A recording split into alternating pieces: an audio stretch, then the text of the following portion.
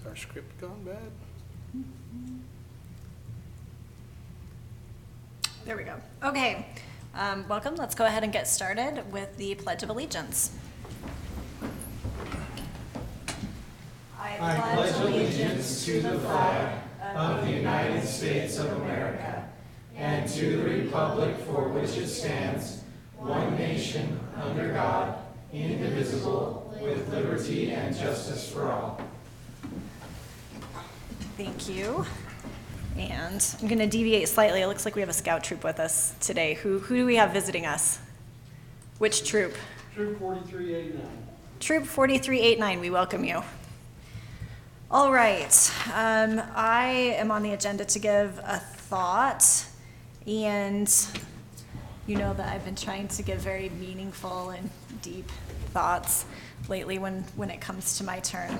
So I'm going to share something that happened recently that has just made me think. So I rarely post on public comment boards. I don't find that they lead to a lot of meaningful discussion, and more often than not, it just evolves into name calling. I broke my rule a few days ago, and I was reminded of why I don't post on public boards. I offered an opinion on which some others disagreed with me. I'm not going to share with you the profanity responses that I received, but some of them are representative of, I thought I'd share them just for funs and giggles. One, Shaylin Heyman, you have absolutely no clue what you're talking about. Respectfully, keep your mouth shut. Another comment, Shaylin Heyman, you totally missed the point. Totally. You are clueless. So here's a lesson, a civil lesson. Learn to disagree in a way that your written message doesn't make you sound like an impish, immature, condescending know-it-all. Just because you think you're, quote, being the better person, end quote, in a disagreement doesn't make you respectful, considerate, or able to debate.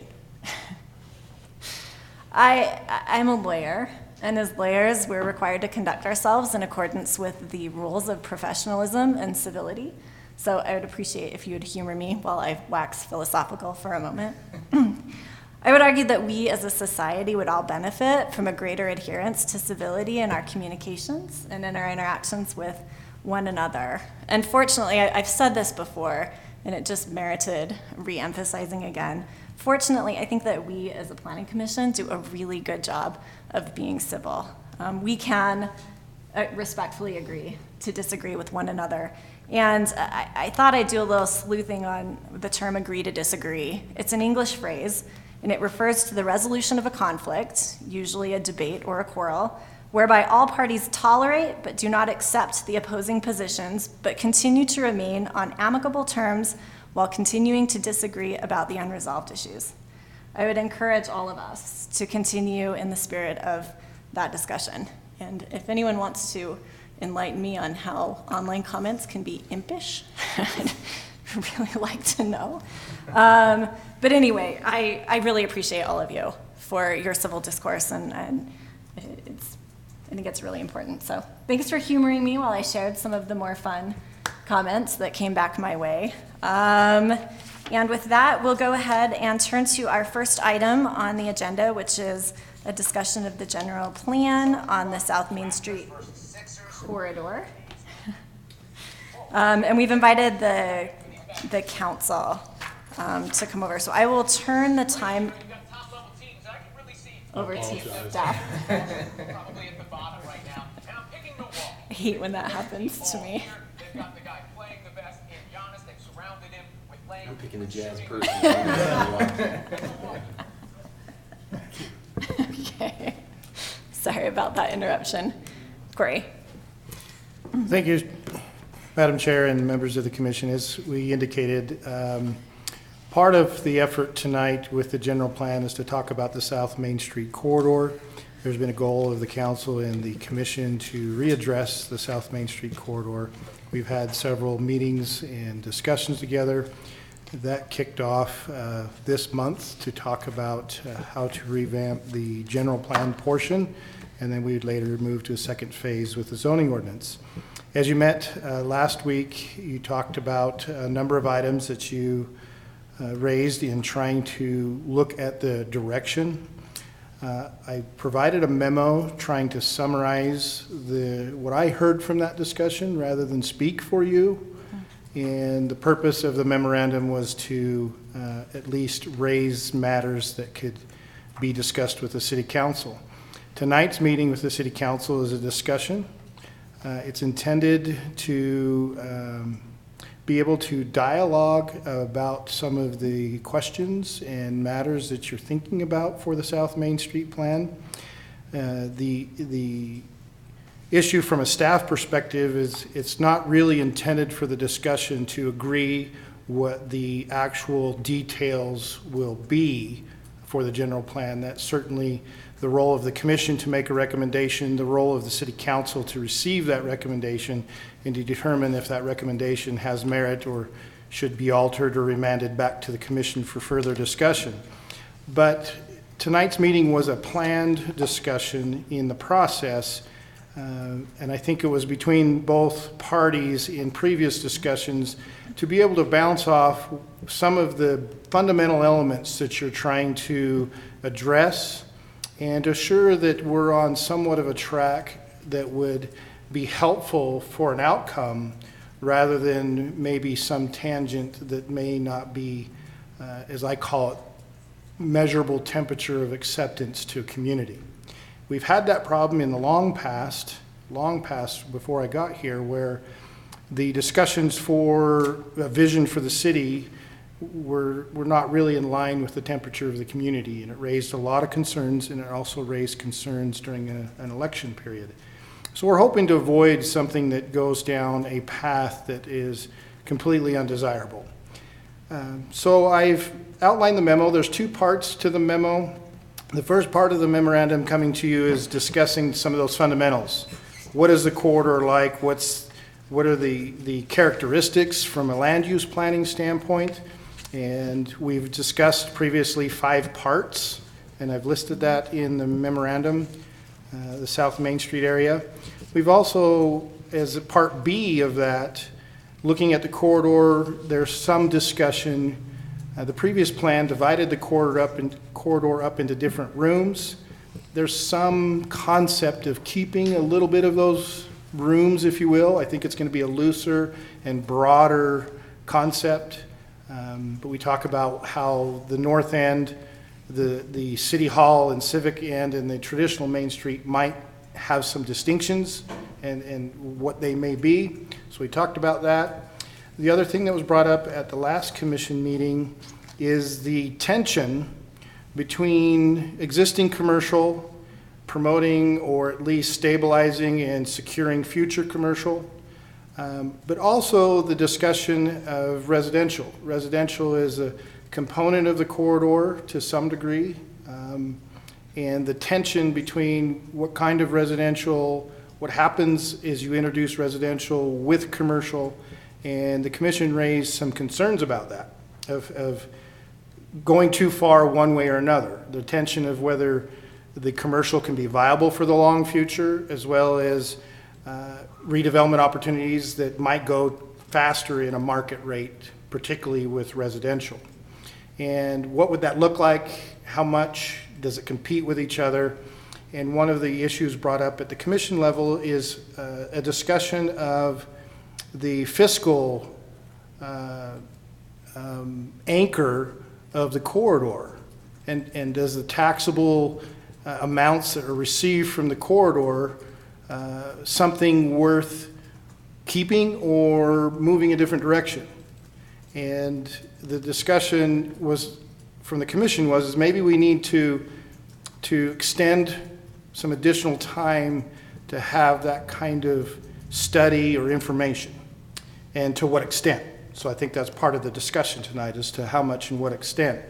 What I tried to do, at least to be able to kick off the discussion about the fiscal contribution of the South Main Street, is I just quickly put together, back in 2015, we had the property valuations data available, and I just bring up, not as an accuracy, but a discussion early on to say, well, we could look at the property tax value and begin to assess the quarter's contribution. But that doesn't cover the sales tax revenue. It doesn't incorporate the residential values to it or a future residential value, which would be really hard to predict, how much and how fast would a residential be absorbed and what would that economic value be. And so there's some rough edges to what we would study from an economic status. And so the purpose of tonight is we set up the table, put up a mic. The idea is to invite the group together and be able to discuss some of these fundamentals and some of the economic and maybe come to an agreement on how it should be addressed, or at least a pathway to look at and consider. And so from there, it's really a discussion between the city council and the commission at this point. Thank you very much, Corey. And I noticed that we have council members, McEwen and Robin Meekum and Stephanie Ivy. So we really appreciate you for being here. And I think that at this point, we're doing something a little untraditional here. We're going to take a pause from where we normally sit, and we're going to invite all of the planning commission and the council members who are here to come on down to the table. And we'd like to sort of tell you where we are, as Corey outlined, and talk about some issues that we've flagged before we keep going forward. So let's go ahead and do that now, with apologies to our at-home viewers. Hopefully you'll... We've set up a mic, so you might have to talk, maybe not like yelling at each other, but maybe talk a little bit. We leave those mics on, they're really sensitive. Are they? Some of that whisper will pick up. Okay, so we'll turn some of those up. I was hoping we could stay up here and you guys would sit down there. That works for us. We're good at that.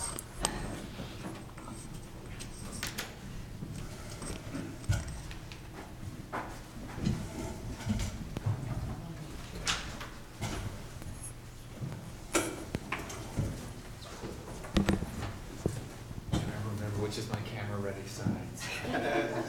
Turn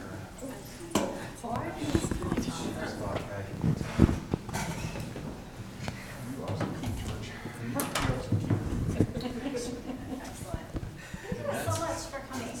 We're excited to have you here as part of this process. So, Bill is on his way down to great. St. George to the city, I don't want to say you. League of Cities and Towns. Leagues of Cities and Towns, so we have to excuse him when I say after. So let me kind of start, at least from my perspective on this. So we're looking at it as, what can we do along this main street to help revitalize the area? And Corey had come up with these 5 different themes, or way to sort of look at this corridor, which I thought made a lot of sense. The first, if you guys haven't had a chance to see the staff report, the first is looking at the corridor-wide view, right? Like maintaining the idea of maintaining the local historic feel along that corridor is sort of that, and what the objectives are. Part of that is looking at the commercial use. The second piece is the commercial use expectation. What do we want with regard to commercial there? The third piece is residential. What kind of residential do we want there? How much? In what areas? East, west, that kind of a concept. The fourth idea is the design expectations. Do we want it to have some kind of a cohesive feel? And not necessarily, when we had an interesting debate during our last meeting about themes. Corey. I will never bring up theme again. Corey is not a fan of themes. Disneyland, Yeah, and I don't think it has to be a Disneyland theme, but the idea is to create some cohesion rather than just, a quick car wash next to a, orange and yellow Little Caesars next to a McDonald's, right? Like those are all very different. So the idea would be to bring some design element there. And the last is the street space expectations, the unique things that we could put along to sort of add to the feel of the main street. So those were sort of the big 5 that we were starting with as we were looking at it. The issue that I really wanted to get your guys' input on, and jump in, fellow planning commissioners, if you feel differently. But as we got talking about this, the first idea, the second 2, how much commercial, how much residential, mixed use, like which way do we want to go? One thing that occurs to us, as Corey mentioned, is that could have some long-term economic impacts to the city based on which direction we go. And I know that we're trying to put this thing together, and we're trying to expedite it, and we're trying to push it through, but if we do want to look towards going residential, whether all residential, whether part residential, more on the west rather than the east, and how much, it could have some very significant impacts on the city long-term. And Corey, by the way, I really appreciate you for pulling together that data. I know it's super rough, but I mean, it looks like the city gets 10 times the amount, roughly, 10 times the amount of economic value out of that street, out of that corridor being commercial, than it does residential. And we'll continue to get that type of revenue as a city. And so that made me go, whoa, I want to think really long and hard about before we start pushing residential along there so that we understand. I mean, there's a balance. We do have an affordable housing crunch. And I think that we could provide some really nice housing, particularly on the west side, that would fit the character of it, but that could impact us economically as a city. So I'd love to get your guys' thoughts. Is that something that you've thought about? Is it something that you're concerned about? Is it something that you feel like we should be getting more information on before we start making decisions? That kind of a thing.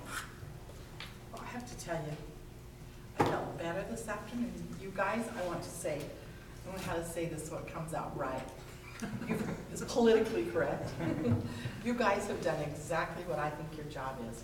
After I had read this and gone over it and made some phone calls, I felt better and felt like I had a better grasp on Main Street than I've had in 20 years of trying to deal with Main Street.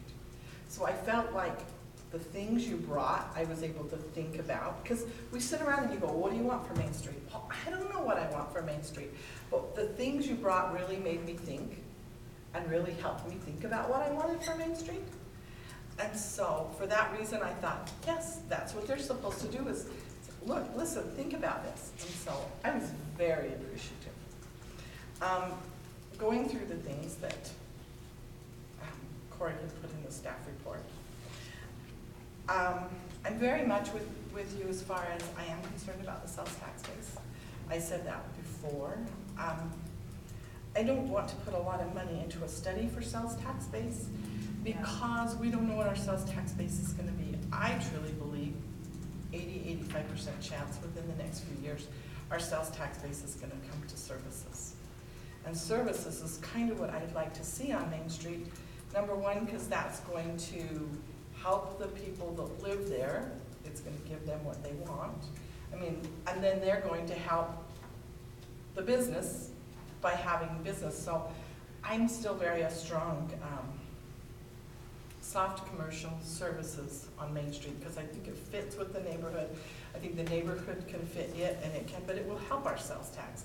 But I'm not I'm doing much of, I'd like to see our staff maybe get us a few more numbers on sales tax, but I'm not really willing to put money into a study because sales tax is so up in the air right now. Rob, before you move from that, so you're saying you feel like the state is gonna allow the services sales tax to happen, so it's not just point of sale and retail stuff, but it will expand, right?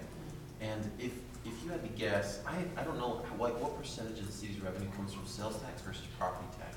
Is sales tax like the engine? Is that where most of our funding comes from? Well, yeah, and if you have residential, we usually subsidize residential. And if it's any type of a density, we really subsidize residential.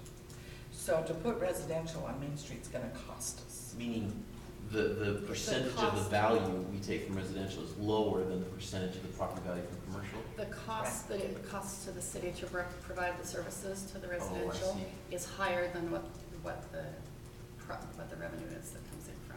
From the impact fees and stuff like that? Well, from the property tax. The property taxes, and like I said, I think with sales tax, you're gonna see, I think we're getting between 40 and 50,000 in taxes right now. Sales taxes are one there now. But if that changes to services, Be a whole different ballgame. oh yeah, because we've got hair salons, we've got dentists, we've got insurance agents. Architectural firm, isn't there one of Yeah. those along the way? Yeah, and an accounting firm. I mean, so if they really do give us services, that's gonna change that whole sales tax dynamic then. And potentially in a way that will create a lot more revenue for the city Right. if we keep it commercial commercial, even above and beyond what it is now. Right, but I don't wanna put money into a study for that because we don't know for sure. Yeah. But that's definitely the direction they're going. Now, our legislators could come back and go a total different direction. But then again, in 3 years, they could go back again. So it's really hard to say, looking 20 years forward, we think it's better to go this direction when we don't know what our sales tax is gonna come from. Sure. But we do know that they are looking at that. So I'm still okay with the mixed use, but on a small local scale, like, I'm okay for a dentist to build and have an apartment above or next to. I think that's where we're getting our affordable housing. I'm really concerned about a lot of apartments, condos, whatever density in this area because we have so many. Corey's told me over the years, if you put it all in one area, eventually you're gonna blight that area. And I think we've probably maxed out, but I don't think that's gonna affect it for us to build a contractor's building with 2 apartments on it. That's not good. And besides that, you're gonna be really careful who you're renting to if they're gonna be next to your business.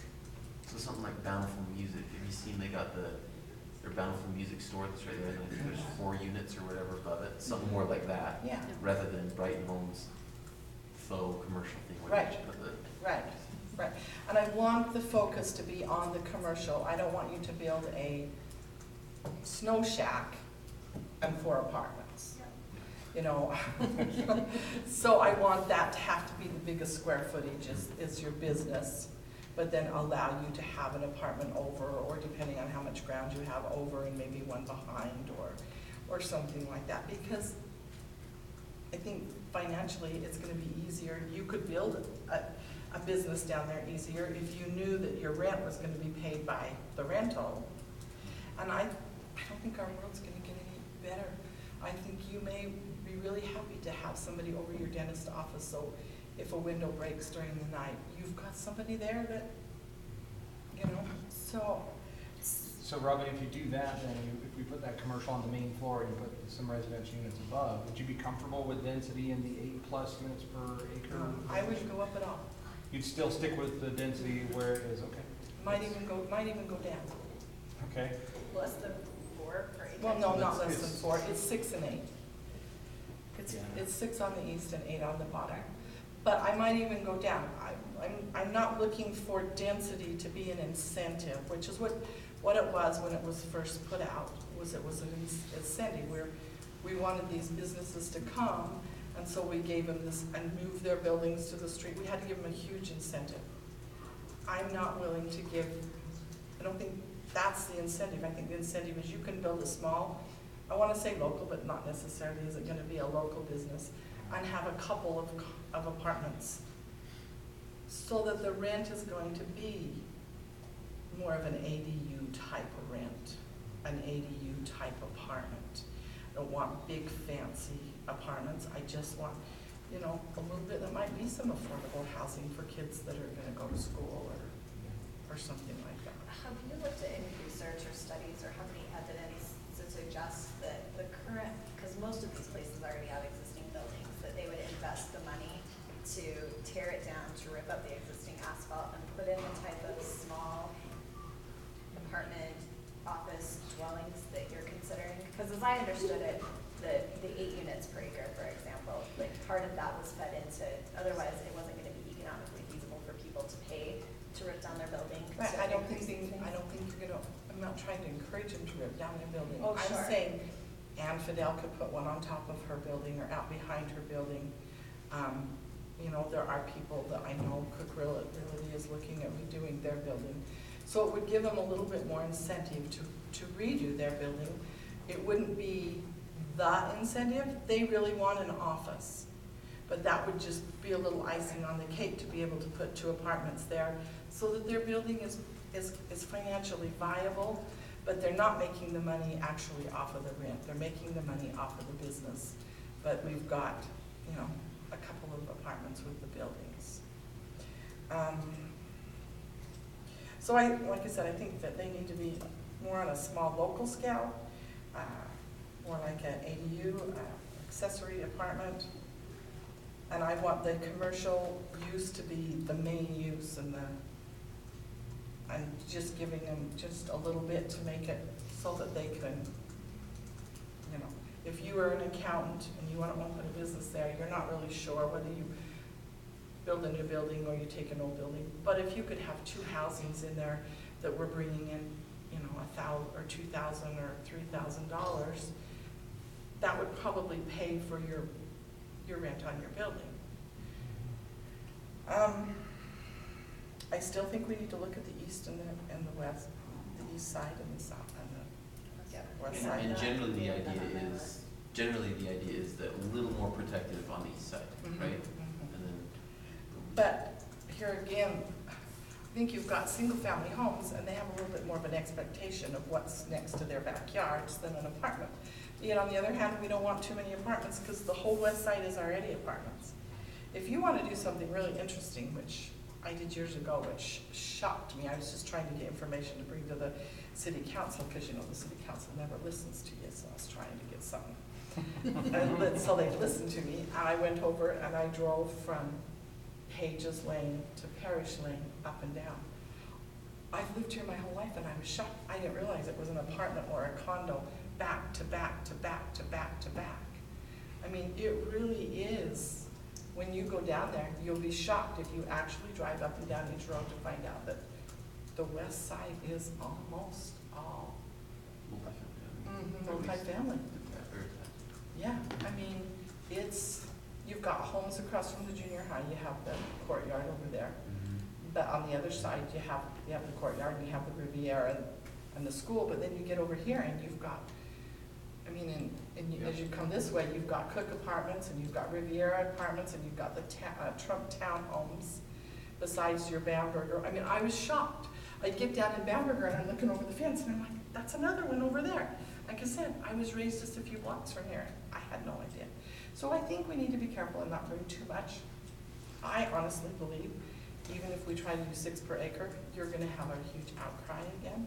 It doesn't sound like that much to people, but get on social media and listen to what they're doing, talking about Bountiful right now. Wow.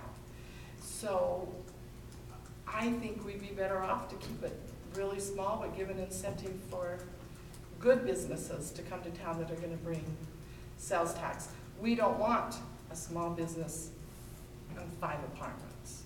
That's not gonna help our sales tax base. We want a good-sized business with a couple of apartments to subsidize that. on the protection of the east side, does that apply to commercial uses as well, do you feel like? Or is that more just a discussion surrounding residential? I just think we need to be careful what we put on the east side. Yeah. I mean, does a dentist office affect the neighborhood? I don't think adversely. Yeah, you're right. But food, for example, I know that was an issue. And So it you'd has say- been a huge, so I think food, we have to be really careful that it's not something that's gonna send odors up into the neighborhood. Both sides, you think, right? Or just the east a little more? More so on the uses? east, Okay. that there's that expectation when it's a single-family home, Mhm. that you're gonna have a little more protection from the outside world in your own yard. Well, and depending, I mean, we can take it in different chunks to decide this too, because like where Maverick is, if a restaurant went in where Maverick is, you've got a veterinarian clinic behind that. You don't have anybody's backyards. So could that be a restaurant or something like that? It would not really affect people's I lifestyles. see. But yet, if you went over to where Cook is, on the corner of Porter's, and put a restaurant in there, then you've got a neighbor yard right next to that. You're just that much closer, you got the road. to So I separate. think if we pick where we've got more commercial kind of down below, it's gonna Yeah. make a difference. More on the west side, it sounds like, because as I think about it, on that west side, we already have 3 food establishments. We've got Mhm. Cutler's, we've got Taco Time, and we've got the Pizza Place. Mhm. So, and they've been there for forever. And we're not getting a lot of And complaints yeah, no on those. complaints. So, like I said, I'm worried about, I mean, I personally am not worried about 6, but I think we might get enough pushback, we might not go with 6 once we put it out there. Although it's interesting to me to hear you say that you've lived here for forever and you didn't realize how many apartments were over there, because that means that they're not a strong presence and it's not something that has created a huge impact along that main street. Well, that's not necessarily true too, because if you talk to our police department, guess where they are all the time? They know where those apartments are. And are those the people that sometimes are coming up into the neighborhoods and causing? Yes, I mean, so I can see what you're saying, well, it's not bothering you that much. Well, no, not just that it wasn't that noticeable from. But I was from just a shocked, visual I standpoint. just had no idea how many were down there. I'll admit to that. I was, but then I had listened to Corey for years say to me, if you put all of them in one spot. I mean, ideally, if you talk to a planner whose brain is corrupt, and we had a clean. It's all right, I didn't say that. Isn't that an oxymoron? Corey's okay with that. Logan's okay with that. They love me anyway, don't they? That's right. So, now I lost my train of thought. You'd If intersperse. you had a blank slate, you would intersperse, you'd take a spot here and a spot here and a spot here for your density, and it wouldn't affect the neighborhood so much. But if you put it all in one area, you go into Salt Lake and places like that, yes, density obviously is affecting that. So like I said, I worry about 6. I would never go higher than what we've already given. The east and the west side, I talked about the fact that we had a lot of rentals in that area, I think. But yeah, I think that I think if we bring our businesses in that are services, you've got a lot of residential around here that is gonna keep those services viable, where a lot of businesses we're getting now are gonna be gone. I mean, we couldn't have sat here 20 years ago and believed there would never be another Blockbuster. I mean, we would never have believed that. So I think sometimes we don't see in the future as well as we think we do, but I think services are a safer bet. So I'm hearing from you, commercial, definitely maintain the commercial, but maybe open the door for some ADU type units with more intense commercial uses, like maybe restaurants or something like that. I'm not on the wanting to west side. I'm not necessarily intensifying the uses we already allow. I'm not saying that, I'm just saying that I want the business to be the bigger part of Okay. the property, or whatever I want to say. That, Yeah. I want the business to be the main thing, and you can have a little bit here to help your business go. Yeah, before I forget, a mechanism that might be really useful in doing that, something that I know that they do in Orem is they just require certain percentages. So we could say 60% of the square feet, or 75% of the square feet has to be commercial. So if you want to build something, you just govern it by that. And I think what that will do is will scare away developers that are looking at it as a commercial opportunity, and they'll say, "There's no way." As a this is-" residential. Or, I'm sorry, yeah. Yeah. Right. And then you'll find people who are more commercially minded who can. Yeah, somebody's who can not solve gonna the build pepper a with residential. 70% That's right. business Yeah. and try and get enough apartments Yeah. too, Yeah, Yeah. yeah. And I don't I know think that is a good. if there's some way we can protect ourselves as far as so many per business too, because I don't want somebody to build a business and buy. I know at one point in time, somebody did look at the property from Parish Lane over to Cutler's, that whole block. So I wouldn't want them to build one business and then be able to put 40 apartments around it. Yeah. That's not the goal, and so that's where I would hope Corey could come up with an idea to protect us from. I'm corrupt enough just to do that. You are just corrupt enough to do that. Stephanie, I'm seeing lots of nodding from you, so I'm assuming I that hadn't you planned are. on her being the spokesperson, but wow, I couldn't say this. Well, I have nothing to do but sit at home and read everything, so. Do you- Swap? What are your thoughts? Are you generally in line with what? I generally am in line with what she said, yeah. Okay. And that's funny because it really has, I don't know, when I first came into the Main Street thing, the idea of apartments down there to go along with the commercial was like, no, I don't want to go there. But as I've looked at the need for the affordable housing as well as the need to give that just a little boost to the commercial, I think that is a smart way to go. And a way to hopefully drive some development along that street in a way that will encourage people to actually update their property rather than let it just sort of deteriorate. And I would like to see them update their property or redo their property or rebuild, but I don't want to see Main Street all redeveloped in 2 years. I mean, yes, if it could all be done in a beautiful way, that would be awesome. I think you're okay. I don't think there is any likelihood that that will ever happen, so. Well, you just, you never can know that. I mean, if somebody had told Farmington that the teachers' union was gonna come in and buy up all that land and put that mall there at one point in time, they would have never believed it. So I'm not saying that it will happen, I'm not afraid of it, but what I'm saying is, I'm not willing to give away what we have in order to get the whole thing developed really fast. If we can get a few each year, once that ground's gone, it's about all the ground we have, so we need to keep a little bit of it so that we got something to fight over. I mean, For what it's worth. what else are we gonna do? For what it's worth, I think if we as planners, as we're thinking about developing this area, we are looking at it on a long term. It's not something that we're putting these things in place with the hopes that in 2 or 3 years, or even 5 years or 10 years, that it's gonna be changed, right? The idea is to get it in place so that over time, in the next 20, 25 years, as these properties start to rotate through, that you start to get them on a cohesive, right, plan. So I don't anticipate that there are gonna be any huge changes. The goal is just to get a plan in place that everybody can get on board with so that we can direct that development. What do you think, George? I'm odd man out on this one. No. Go for it, George. Well, there's definitely a lot of merit in saying that once you've made your decision, things can happen really quick. I work in downtown Salt Lake. I've watched buildings literally go from groundbreaking to a couple of them are going to be done, and those projects have been about 15 months. And they're incredibly large projects that are being done. Just The one on the corner of North Temple and 300 South. Mhm. That thing, it went up. Like I saw it. overnight, kind of. It was like they demoed it, and then it's like, boom, it's there. Yes. Yeah, so they're going up quite quickly in a lot of areas. There is definitely merit in the idea that what do you do about your sales tax base? Where does it go? The question is are we out of developable land, or are we needing to do bigger projects on our west side? We take some of our sites like Cyrus Steel and some of those other locations over there.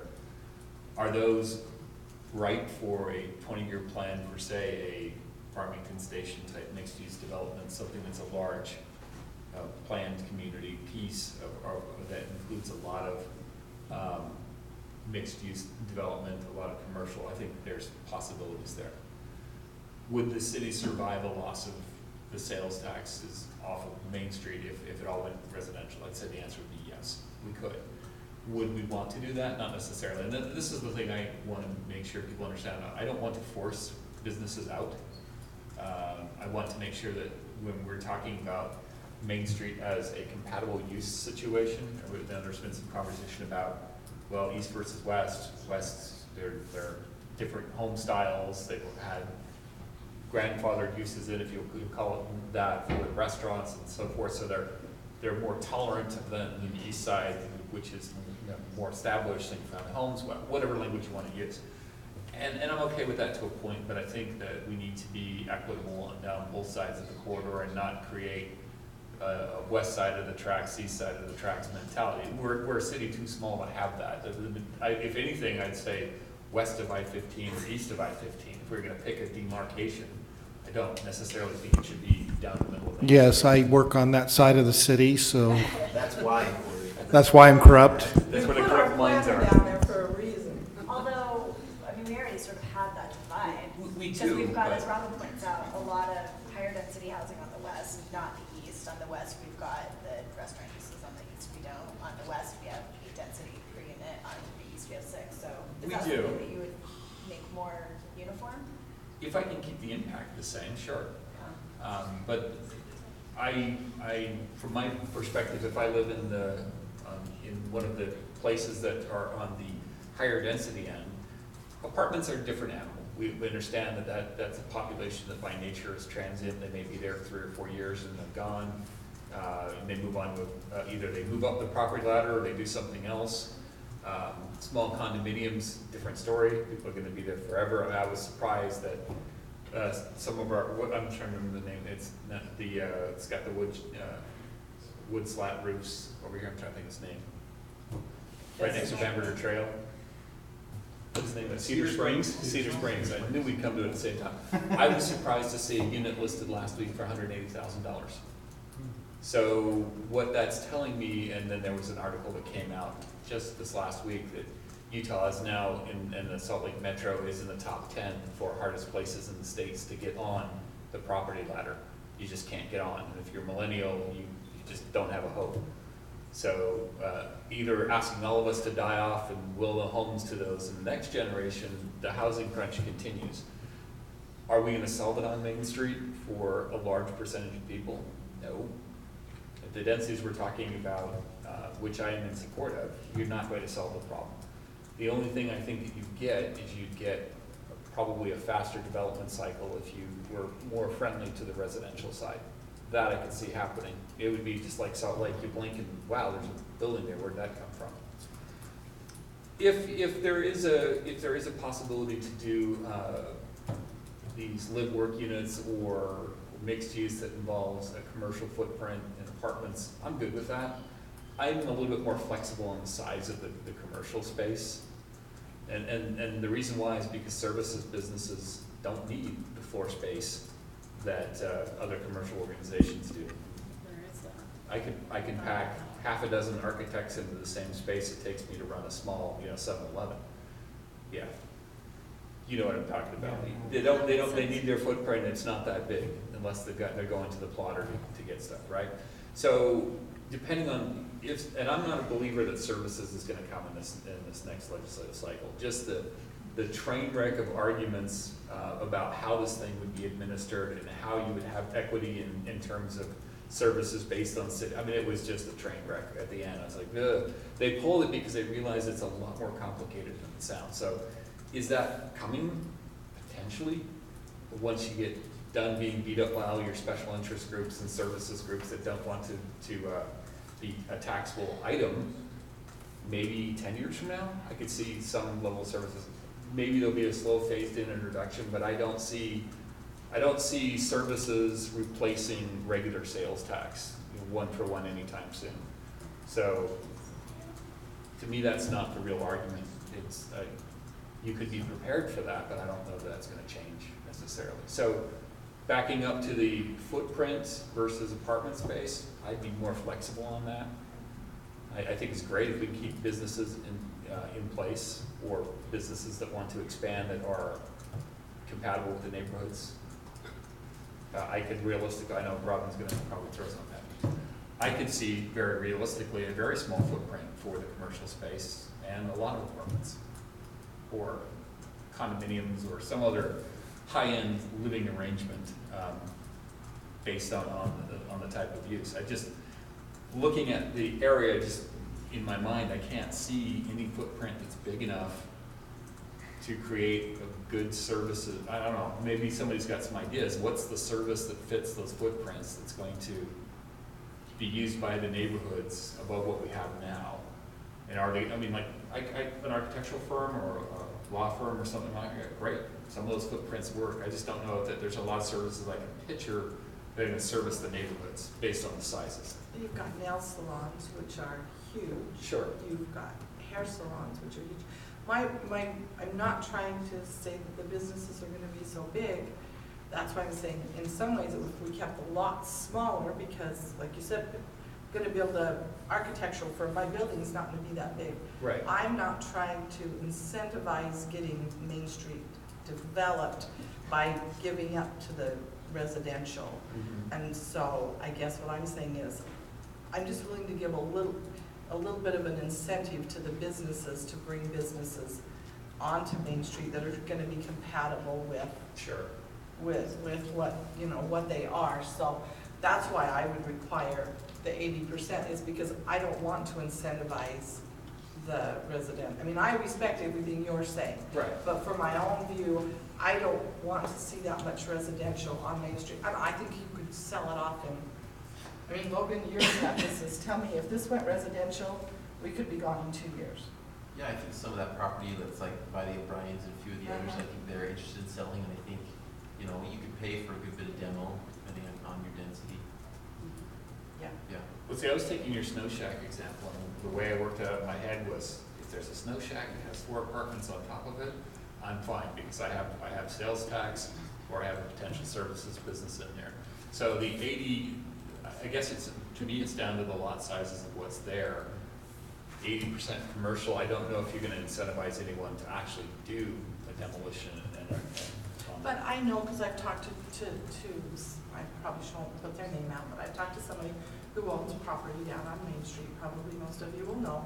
He wants to knock down his building, he wants to put an office, and he wants to put 2 or 3 apartments there just to subsidize the new office.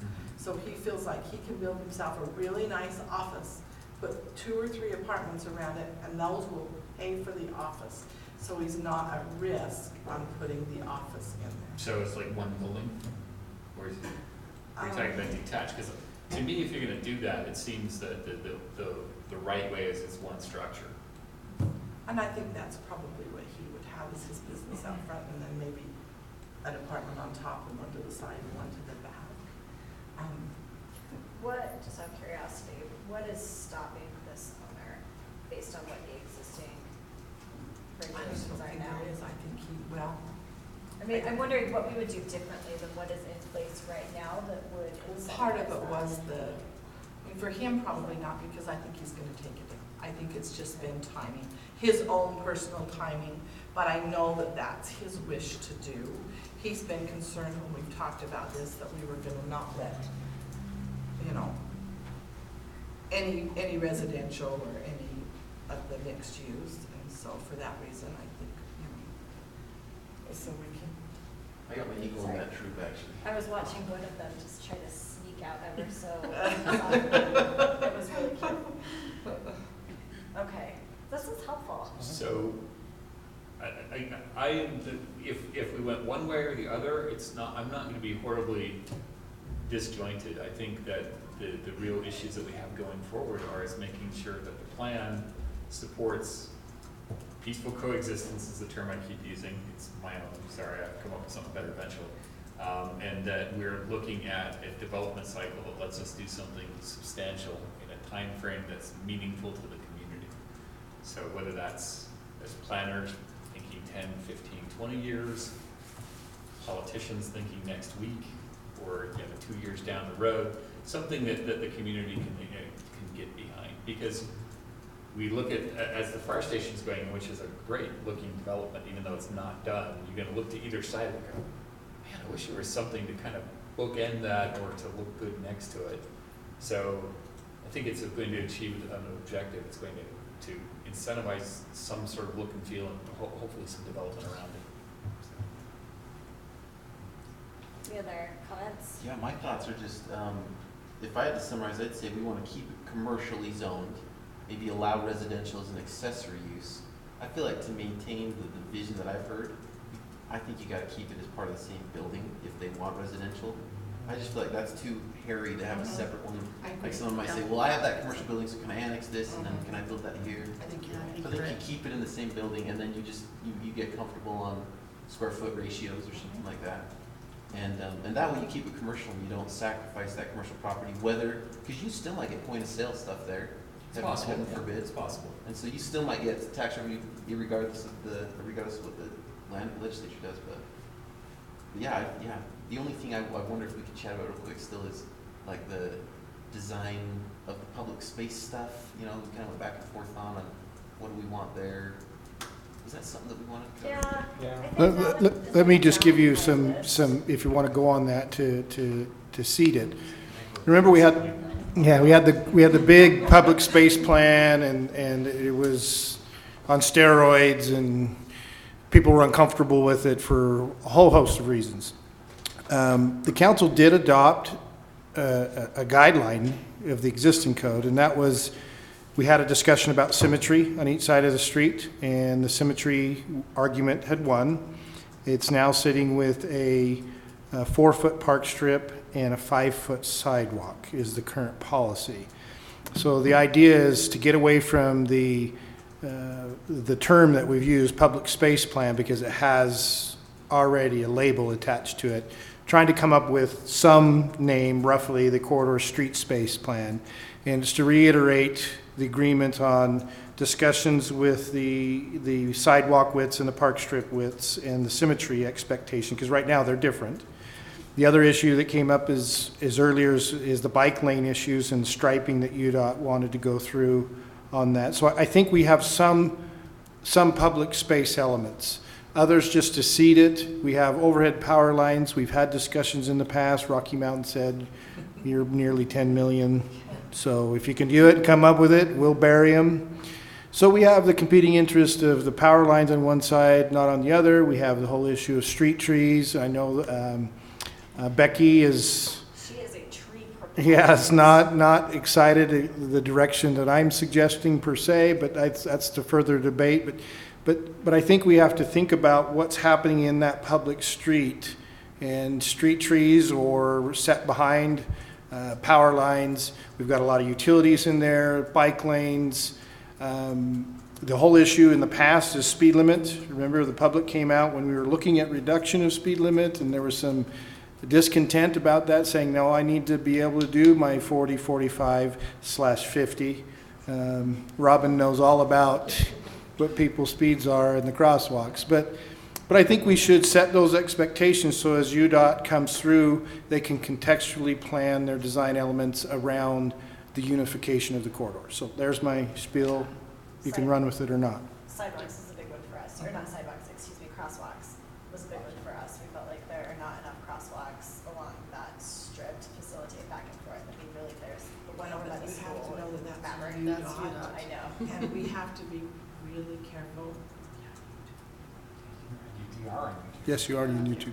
We want to be very careful with that, because if any of the crosswalks we have now, if we put in for more, they would check them all, and if they didn't have enough usage, we could actually lose.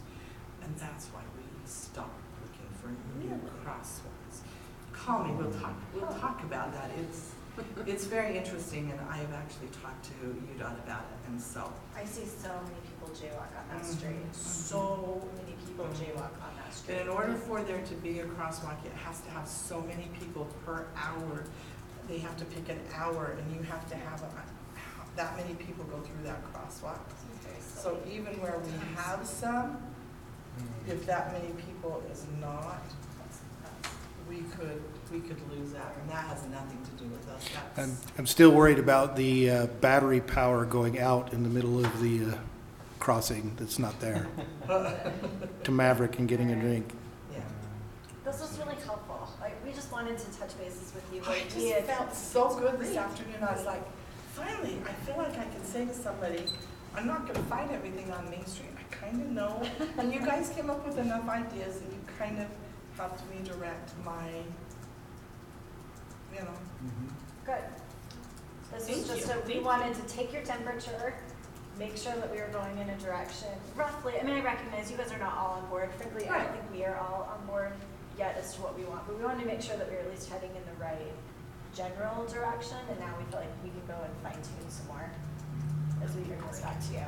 Well, I'm glad that it, like, you and what you said, I pictured as the one building concept as well. So it sounds like we're not too far off, and as you get a chance to synthesize what you've heard, I'm sure that we're not that far away in terms of what it should look like or how it should go together. And we can move forward on Well, that. people were really strong on the heights when they were changed before. So that's gonna restrict it to some point, because I don't think we want up the heights.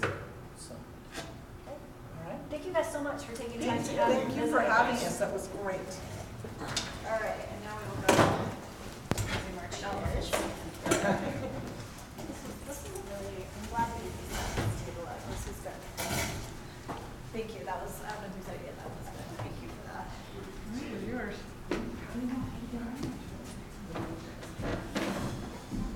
Meet my son like you. They're melting. Oh, the cream is kind I of. know, you gotta do it quick. Food, I'm gonna eat it anyway. All right. Okay, moving right along. The second item on our agenda, we're being asked to consider the proposed zoning text amendment for CZZ 1262040 and CZZ 1262050. Hi, sorry. I'll actually speak into my mic. Regarding the regulation of home occupations, we'll turn the time over to staff. Thank you, Chair Hayman, members of the commission. This is a response to the latest legislative session for Utah legislature in addressing home occupations.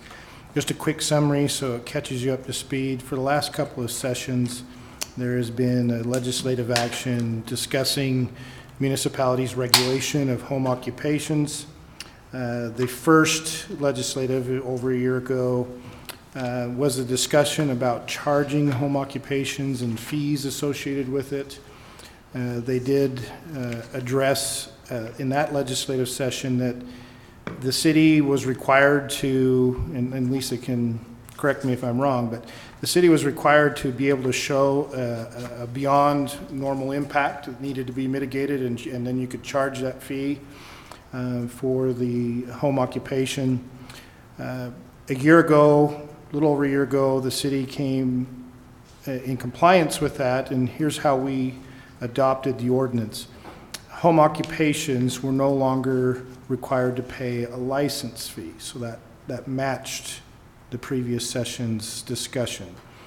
What we did, though, is you would still be required to get a license, but as part of that, and it would be no fee license, and as part of that, the zoning regulation would kick in to at least vet out compliance of the home occupation to meet the ordinance requirements.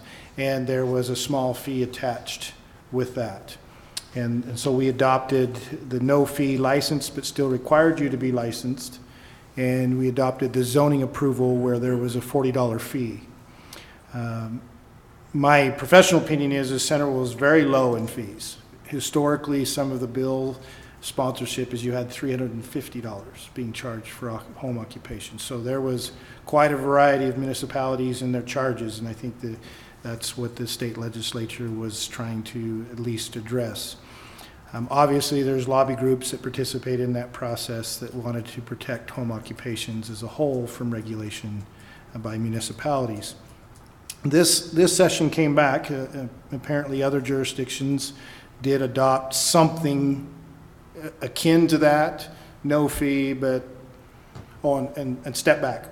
Where we did require licenses was the CUP, because we could prove in our minds that it met the criteria to go through the process. As we come back, the city's adopted some type of akin process or charges. This past legislative session took that up and basically said, not only can you not charge a fee for license, you cannot charge a fee for the zoning or other fees associated with that home occupation, unless you show the causality of its impact and show it was above and beyond the norm. So Lisa has been gracious in preparing amendments, because I'm not the good one with the legalese portion of code writing. I do my best, but I'm C+ at my greatest place, D- in my average place. But Lisa's provided some amendments, and the summary is this. We will keep, Lisa can correct me if I'm wrong, we will keep the conditional use process in place. So just to give you an example, bakeries are not listed as a permitted home occupation use, but under the circumstances of our home occupation ordinance, they can come to the commission and obtain a CUP. And we do have a bakery operating it out of a home under a CUP, which is, in my mind, something that we can show impacts the neighborhood and to mitigate. And we charge a fee associated with that. So we'll keep that CUP in place, but we're going to go and eliminate the fee for the zoning. And the concept is to eliminate the zoning review for that. So this is something strategic for you to debate by policy. The proposal is to move the permitted home occupation. So we'll still keep the permitted home occupation regulations. So they're still in place in the zoning ordinance. Here's the permitted uses, and you have to operate as X. But it will be a permitted use by right, for lack of better terms. So an example is that you can build your playgrounds in your backyards, and you can do your gardening, We do this with beekeeping. Beekeeping is got a set of standards so that if somebody's out of control with the management of the bees, we can talk to the county or we can use the local ordinance to bring compliance for the nuisance of the bees, but they are, an apiary right now is by right. The chicken ordinance is still somewhat of a permit. We had to conduct the latest chicken census. That was interesting, sending out postcards and finding out how many chickens people have. I think chicken census is the funniest thing from my perspective. It's long story. Do you ask if they're citizens or not? No, we did not. Couldn't resist. We did Kevin. not. We did not do that. We did not do that. But we had to identify the type of chicken. No, just the number of chickens, and we add rabbits into that. But we have some permitted by right elements. I mean, even in the commercial, you can do X amount of temporary signing by right, not even have to get a permit from the city. So the proposal for policy is are you comfortable moving the permitted use home occupations by right to a non-permit? We will still keep the regulations in place so that if somebody is trying to do a home occupation that doesn't comply with those parameters, we have some enforcement to bring them into compliance with the nuisance. Or if they're doing car repair, which is not a permitted use, we can still use our enforcement procedures to eliminate that non-permitted use. So we don't want to just abandon the ordinance altogether, but make it a permitted by right and allow people to have home occupation complying with the state law. Now, what we do different, and I think it's still in the ordinance, is one of the impacts that staff believes about home occupations is they often have to come in and prove it as part of a financial when they go back to refinance their home or they're claiming it as income. Usually what they require is some proof that you're in compliance. And it's that business license that the state doesn't really understand, that there are folks that do rely on that business license, something sanctioned by the city. So we still offer a voluntary license. If you want the voluntary license, we will provide it to you at the $40 fee to process and register you as part of the city. There are other impacts that staff believes the legislature has not fully appreciated in this, but this would bring us in compliance, move it a permitted by right, a voluntary permitted license fee if they so wish to do. We have, I don't remember how many home occupations, quite a number. We probably have 13, 15 that regularly, voluntarily pay the fee to get the paper copy. So a lot of people are not. And what's interesting is those who do home occupations, I don't know the percentage, but it's quite a bit. They don't come in and actually get the license right now from the city till they report it as an income. And then they go, oh, can you do this? And can you retro that for the last 5 years? And it's like, well, we'll give you a license today, but there's no retro for that. So, but this will allow them to proceed. We still keep the regulations in place. And, part of it is compliance with the state law. Part of it is it's not subsidizing somebody who wants to exercise their right under state law, and we don't have to subsidize them. So that's our proposal. I hope that's kind of clear as mud. Oh, actually makes a lot of sense to me. Any questions for staff? For the record, I assumed that Lisa had a significant hand in drafting this. Everything. This matter has been scheduled for a public hearing, so we'll take the opportunity to open the public hearing and invite any member of the public who wishes to speak to this matter to step forward.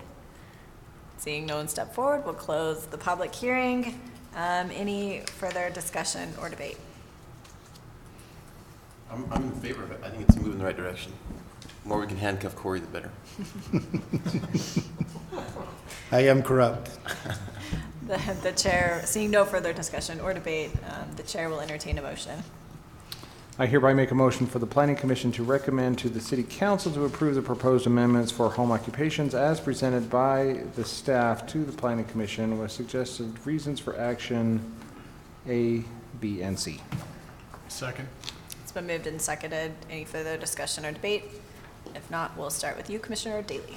Aye. Aye. Aye. Aye. Okay, it passes. Thank you. Thank you for your work on that, Lisa and Corey, in presenting. Moving to item number 3 on our agenda, we have a discussion regarding subdivision ordinance updates. This is Chapter 6, the preliminary plat. So I will turn the time over to Lisa. Thank you. Yes, we are to Chapter 6, which is the preliminary plat. So this chapter is very similar to the previous one, which was on concept plan, but it's just a lot more detailed because now at preliminary plat, we are getting the engineering and a lot of requirements. So you'll see now we have 2 pages of requirements with preliminary plat. As we discussed last time, we're proposing in this draft subdivision ordinance that the concept plan can be approved at the zoning administrator level. So the major change for preliminary plat is that we have moved the first public hearing on the subdivision to preliminary plat.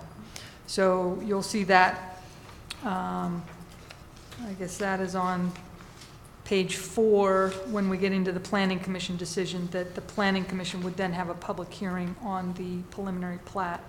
There was quite a bit of discussion at the concept plan chapter 5 about trying to deal with that public hearing at the staff level, but I think some good points were made that, you know, we actually have more information at preliminary for the public to look at and comment on, and there are not a lot of requirements at concept plan. Really, if we're just looking at the administrative decision making, there's about 6 to 8 items that just need to be checked to see if it's possible to subdivide the property. So with the other ones, I'm happy to just go page by page. I think those are mainly the highlights, but this chapter should seem very familiar having read the concept plan. So on page 1, these are very similar provisions. I don't know if you have any comments on that. Then page 2 is where we get into the submittal requirements. We get into a lot of detail. I believe we drafted this with the consultant quite some time ago, but I think a lot of these are still taken out of our current code for concept, preliminary, and final. But so it's divided into 2 sections on the submittal. What we want on the plat itself is in subsection A, and there's 20 items with sub-items in each of those. And then subsection B is additional reports or documents that we also want. So you've got the plat submittal and then additional documents that may apply, like the traffic report or stream permit, things like that. So any comments on those on page 2 or 3? Okay, and then we get into the same procedure where the zoning administrator makes sure that the application is complete, and then it's distributed to the department heads, and then the development review committee, and then the zoning administrator makes a recommendation to the planning commission, and the planning commission makes the decision. And so we spell out the approval requirements for the planning commission on page 4.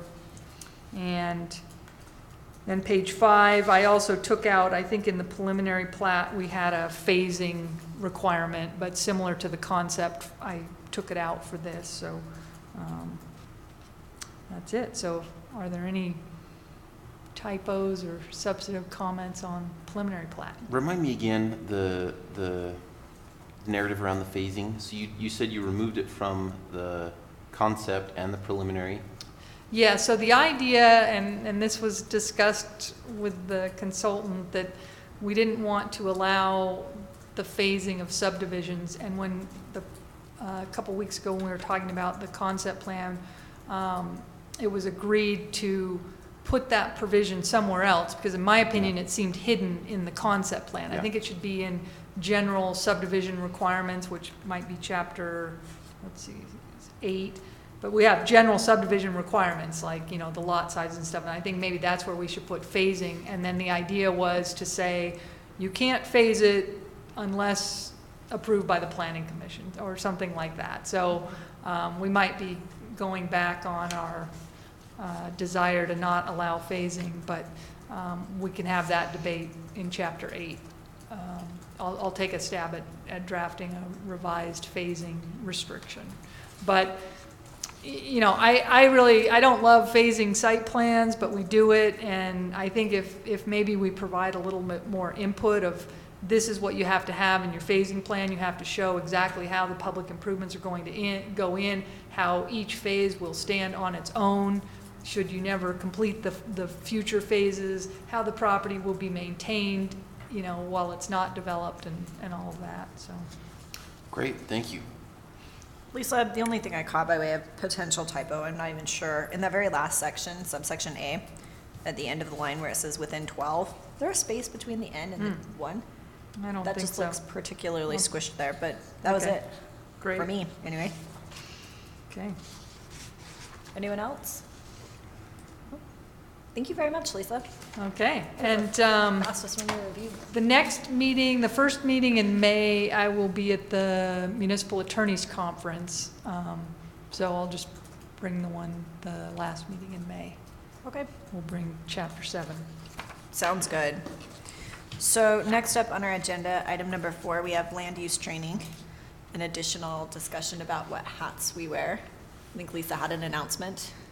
Oh, yes, I would Yes. recommend that we take a small break to celebrate Corey Snyder's birthday today. Corey, I have my cake. I actually took a bite and I was gonna say, you know what, this is the cake I want next time. It's so good. Well, you get 2 cakes, Yeah. Nice. All right, then so maybe like a 5-minute. yeah, I move that we take a 5-minute break. Second. All those in favor? Aye. Nay. Just kidding.